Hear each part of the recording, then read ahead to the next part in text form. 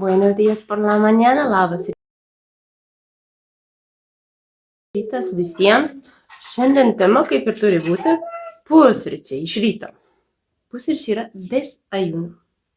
Aš labai dažnai galvoju, ką reiškia vienas ar kitas žodis.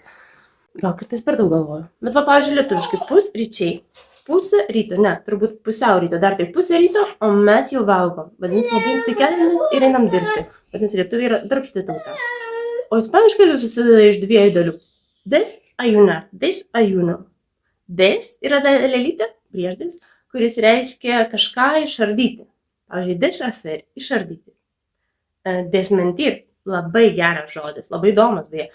Mentir yra meluoti. Desmentir reiškia paneigti kažkokį melą, kažkokią netiesą, pasklidusi gandą.